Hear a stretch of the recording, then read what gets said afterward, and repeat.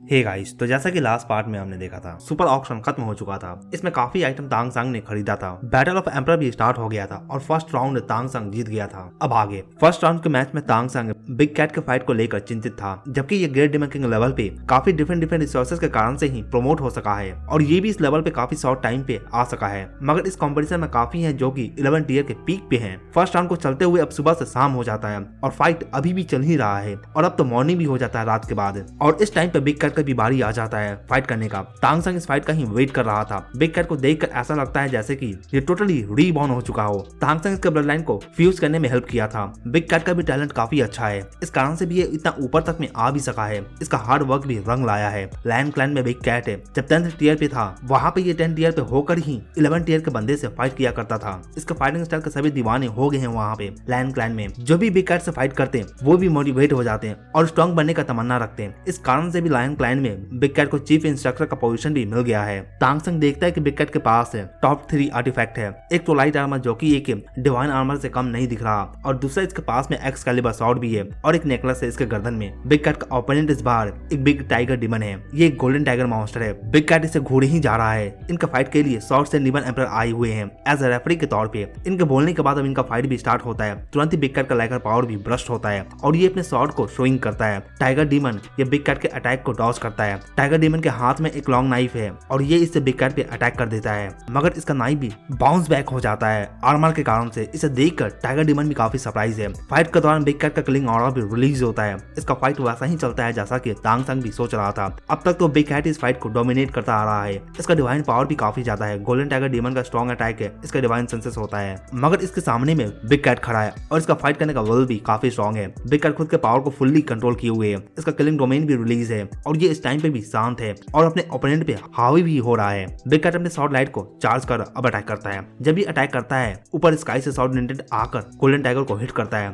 इसके भागने के रास्ते सभी ब्लॉक हो जाते हैं। इस अटैक से गोल्डन टाइगर बच नहीं पाता और ये डिफीट हो जाता है। बिग कैट भी अब नेक्स्ट राउंड में आ जाता है। इस फाइट को जीतने के बाद गोल्डन टाइगर का भी पावर कम नहीं था, मगर इसका डिवाइन सेंसेस उतना स्ट्रॉन्ग नहीं है जितना कि बिग कैट का है और इसका विल टू फाइट है ये काफी स्ट्रॉन्ग है बिग कैट का। इसके ऊपर काफी रिस्पॉन्सिबिलिटीज भी है जिसके कारण से बिग कैट अभी पीछे हट भी नहीं सकता। जीतने के बाद बिग कैट अपने एक्सकैलिबर को ऊपर की ओर लिफ्ट करता है और ऑडियंस को शो करता है। बिग कैट जबकि एक टाइगर क्लैन से है, फिर ये हमेशा से ही लायन क्लैन और टाइगर क्लैन को हेट करता आया है। अगर तांग संग इसका हेल्प नहीं किया होता फिर ये और इसकी वाइफ अब तक तो मारी भी जाते हैं, मगर तांग संग के हेल्प से ये लायन क्लैन के सपोर्ट को गेन कर सका और लायन क्लैन में गोल्डन लायन किंग जो कि अभी के लायन क्लैन के चीफ है, ये बिग कैट के साथ में हर दिन प्रैक्टिस मैच फाइट किया करते थे और बिग कैट को इस तरह से ट्रेन किया करते थे। गोल्डन लायन किंग ये इसके लिए अपने गोल्डन लायन क्लैन के ब्लड एसेंस को भी इसे टाइम टू टाइम दिया करते थे और साथ ही गोल्डन टाइगर का भी ब्लड जुगाड़ करके इसे फीड किया करते थे ताकि बिग कैट का ब्लड लाइन भी इंप्रूव हो सके। इतने टाइम से लायन क्लैन में रहने के बाद और इनके हेल्प को लेने के बाद बिग कैट भी अब लायन क्लैन से हेट नहीं करता और इनका हेल्प भी करता है। रात होते ही अब टॉप 40 स्लेयर भी सिलेक्ट हो जाते हैं। ये नेक्स्ट राउंड में आ चुके हैं। इधर तांग संग अब होटल में आ जाता है रेस्ट करने के लिए। तो रेस्ट करने के बाद तांग संग टेलीपोर्ट होकर टैवरन में आ जाता है। यहाँ पे आने के बाद एक पर्सन के अपोजिट में ये आकर बैठ जाता है, ड्रिंक ऑर्डर करता है और ये दोनों बात करते हैं, मगर एक दूसरे के आमने सामने ये नहीं बैठे, एक दूसरे के पीठ के बल बैठे हुए हैं। ये पर्सन कहता है तुम कंटिन्यू पैसा देते रहो, तुम्हारा काम हो जाएगा। इस पे तांग संग से एक रिंग निकाल कर देता है। जब ये पर्सन स्टोरेज रिंग को ले लेता है फिर ये गायब हो जाता है यहाँ से। इस पे तांग संग भी अब यहाँ से उठकर चला जाता है। जब ये जाता है फिर यहाँ पे कुछ और भी लोग थे जो कि ग्रे कलर के कपड़े पहने हुए हैं। इनमें से एक कहता है तुमने इसके आइडेंटिटी को देखा? इस पे एक कहता है नहीं, इस तरह का ऑरा शायद एक एम्परर का भी हो सकता है। इससे काफी डेडली ऑरा भी आ रहा था। इधर तांग संग टेलीपोर्ट होकर होटल में आ जाता है। टैवरन में तांग संग भी फील कर लिया था कि कुछ और लोग भी थे जो कि इस पे नजर भी रखे हुए थे और वो स्पेस टेलीपोर्टेशन को भी सेंस करने का ट्राई कर रहे थे। नेक्स्ट डे एंसेस्टर कोर्ट के अरीना में बैटल अभी भी चल रहा है, मगर आज मेल प्लेयर का बैटल नहीं है। आज फीमेल प्लेयर फाइट करेगी और इनका सिलेक्शन भी होगा।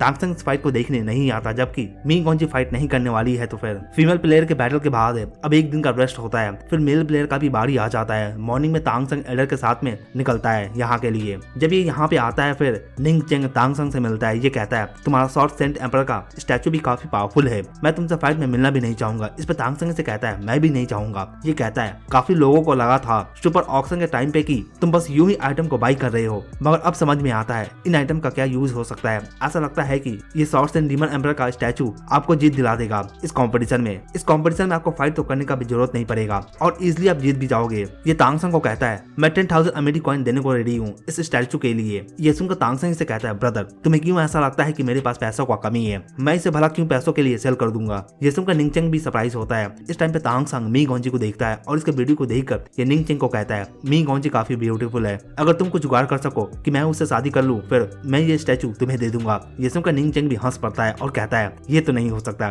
ये मैं भी नहीं कर सकता। ये कहता है, मैंने सुना है कि इसके पीछे जिंग अंगोई लगा हुआ है। तांग संग से कहता है, ठीक है, मैं कॉम्पिटिशन के लिए प्रिपेयर करने जा रहा हूँ। तांग संग यहाँ से निकलता है। मी गोंजी इधर कैंडिडेट का नाम देख रही है जो भी इस राउंड में फाइट करने वाले हैं। तांग संग से ऑलरेडी बता चुका है कि ये इसके आइडेंटिटी को लेकर चिंता ना करे और ना ही पता करने का कोशिश करे। हालांकि ये फिर भी फर्स्ट डे सभी कैंडिडेट को चेक कर रही थी केयरफुली, उनमें से तांग संग कौन हो सकता है, जबकि ये तांग संग के हर पावर को अच्छे से जानती है कि वो कौन कौन से पावर को यूज कर सकता है, मगर अभी तक इसे कोई भी क्लू नहीं मिला है। शो क्वीन मी गोंजी को ऐसे देखती है और इसे कहती है, चिंता मत करो, वो ठीक है, अगर तुम उसके आइडेंटिटी को इस तरह से देख पाती फिर अभी तक तो वो पकड़ा जाता, एम्परर भी उसे आसानी से देख पाते हैं। मी गोंजी ये सुनने के बाद फिर भी सभी प्लेयर के नाम को चेक ही करती है, ये हार नहीं मानती। इधर इस टाइम पर सभी प्लेयर अपने अपने नंबर को ड्रॉ करने के लिए आगे जाते हैं। नंबर ड्रॉ करने के बाद निंगचेंग फिर से तांग संग के पास में आता है और कहता है, अगर आप इस राउंड में अपने फाइट को जीत जाते हो फिर ये स्टैचू मुझे आप सेल कर देना। इस पे तांग संग से कहता है, क्या लगता है हम इसमें फाइट नहीं कर सकते हैं क्या आपस में। इस पे निंगचेंग अपने नंबर को शो करता है, इसका नंबर 1 है।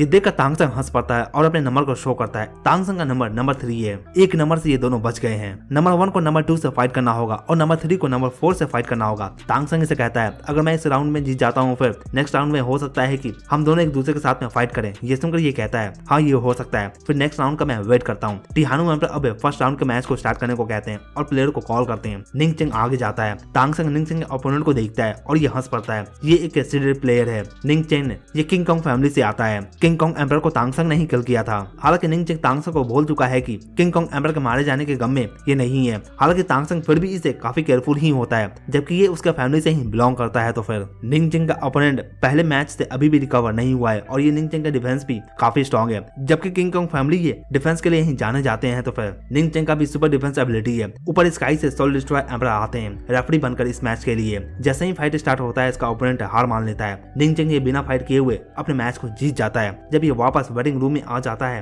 तांग संग से कांग्रेचुलेट करता है कि तुम बिना फाइट किए हुए इस मैच को जीत गए हो, तुम्हें भी फाइट नहीं करना पड़ा इस मैच में, तुम जीत चुके हो। इस मैच के बाद अब नेक्स्ट प्लेयर को कॉल किया जाता है मैच के लिए। तांग संग अब आगे जाता है कॉल को सुनकर, जबकि अब इसका ही भारी है फाइट करने का। तो फिर आगे आकर तांग संग सोल डिस्ट्रॉयर एम्परर को ग्रीट करता है। जब तांग संग किंग कॉन्ग एम्परर से फाइट किया था उस टाइम पे सोल डिस्ट्रॉयर एम्परर भी वहाँ पे थे और ये पूरे ही फाइट को देखे भी थे। ये भी सोचते हैं कि अब तक कोई भी ब्लू गोल्ड क्लान में अभी तक ट्री एंसेस्टर के पावर को यूज नहीं कर सका था, फिर जिन मियाओलिन ये कैसे कर सकता है और ये कहाँ से आ गया। इस टाइम पे तांग संग का ओपोनेंट भी सामने आता है। इसे देखकर तांग संग स्टैचू को बाहर निकाल लेता है। तांग संग अपने ओपोनेंट को देखता है, ये फायर ड्रैगन किंग है। पूरे कंपटीशन में ड्रैगन क्लैन से टोटल 7 मेंबर पार्ट लिए हैं। इससे पहले वाले मैच में तांग संग डायनो मॉन्स्टर को शॉर्ट्स एंड डीमन एम्परर के स्टैचू से डरा सका था, मगर ये फायर ड्रैगन तो डरने वाला नहीं है और ये वैसे भी काफी किलिंग ऑरा को शो भी कर रहा है। इस टाइम पे तांग संग को दूसरे एम्परर भी अपने प्राइवेट रूम में बैठकर देख रहे हैं और ये देखते हैं कि तांग संग के हाथ में शॉर्ट्स एंड डीमन एम्परर का स्टैचू भी है, मगर जो शॉर्ट इंटेंट ये फील कर रहे हैं ऐसा लगता है कि ये सिर्फ ऐसे स्टैचू का पावर नहीं है, बल्कि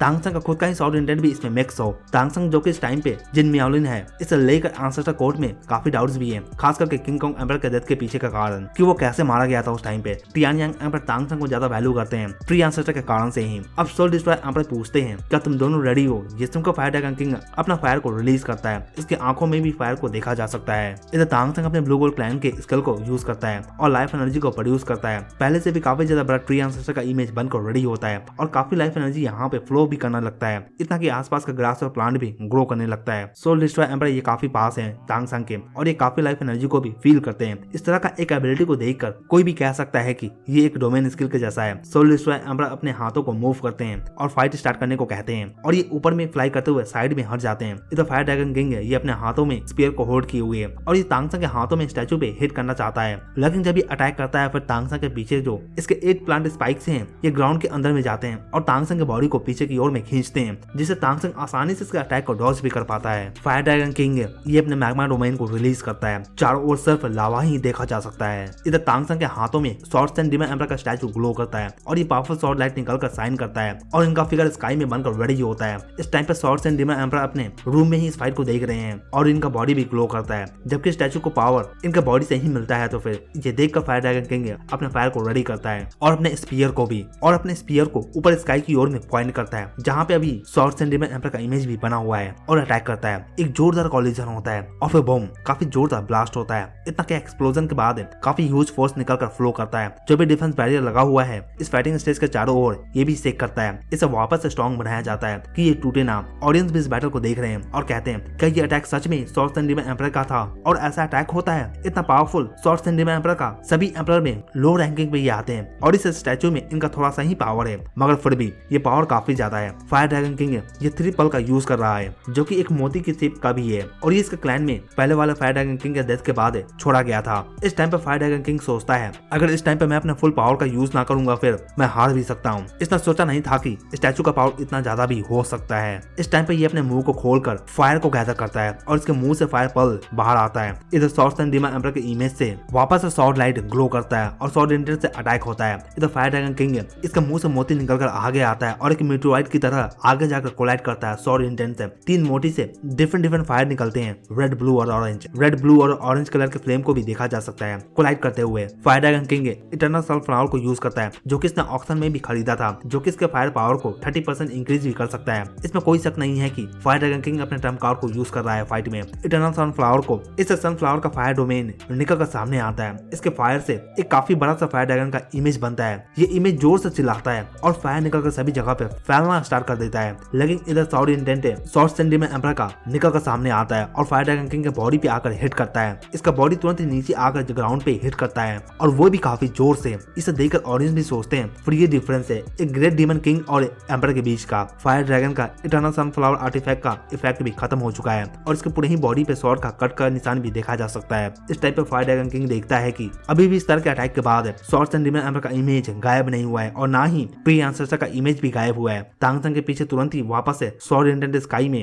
राइज करता है। इसे देखकर फायर ड्रैगन किंग को अपने बॉडी में हॉरर फील होता है और इस पावर से ये डर भी जाता है। ये तुरंत ही कहता है मैं हार मानता हूँ। हालांकि सॉर्ड लाइट पहले ही शूट हो चुका था और सोल डिस्ट्रॉयर एम्परर ये देखकर इस सॉर्ड लाइट को डिस्ट्रॉय करने के लिए आगे आते हैं, मगर उससे पहले ही ये एयर में डिस्ट्रॉय हो जाता है। ये देखकर फायर ड्रैगन किंग कहता है मैं तो हार मान लिया था ना, फिर तुम क्या करना चाहते थे मुझ पे अटैक करके। इस पे तांगसंग कहता है मेरे अटैक के बाद तुमने हार माना था, मैं कैसे इसे कंट्रोल कर सकता था उस टाइम पे। इस टाइम पे सोल डिस्ट्रॉयर एम्परर आते हैं और कहते हैं जिन मियाओलिन इस फाइट को जीत चुका है। फायर ड्रैगन किंग इसके आंखों में अभी भी निराशा और डर देखा जा सकता है। इसके मुंह से भी ब्लड आता है जबकि ये काफी इंजर है तो फिर इसका सर भी घूम रहा होता है। इसे चक्कर आ रहे हैं। फाइट के बाद तांगसंग चला जाता है स्टेज से और ये अपने एल्डर के पास में आ जाता है। ग्रेट एल्डर भी तांगसंग को देखकर चीयर कर रहे हैं। मियाओसन तांगसंग को देखकर ये जंप करती है और इसके गले लग जाती है। इस टाइम पर जिन मियाओलिन का इंप्रेशन भी काफी अच्छा हो जाता है ऑडियंस में। अब तक तांगसंग 2 फाइट को जीत चुका है और ये टॉप 20 में इंटर भी कर चुका है। ग्रेट एल्डर तो सोच रहे हैं कि तांगसंग इस फाइट से आगे नहीं जा सकेगा, मगर ये जीत चुका है। और बेस्ट पार्ट ये है कि तांगसंग अभी अपने कोई भी स्किल का यूज नहीं किया है इस फाइट में,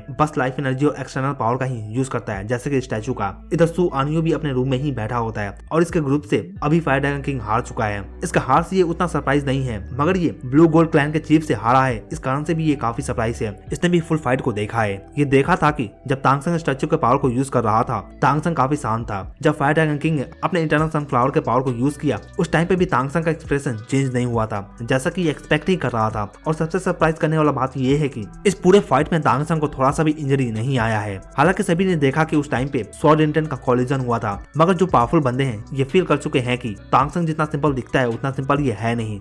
इसी के साथ ये पार्ट यहीं पे खत्म होता है। तो दोस्तों इसका आगे का पार्ट हम नेक्स्ट वीडियो में देखेंगे। इस पार्ट के लिए इतना ही। वीडियो अच्छा लगा हो तो वीडियो को लाइक जरूर करें और अगर आप चैनल पर नए हैं तो चैनल को जरूर सब्सक्राइब करें ऐसे और भी एनीमे एक्सप्लेन के लिए। Thank you.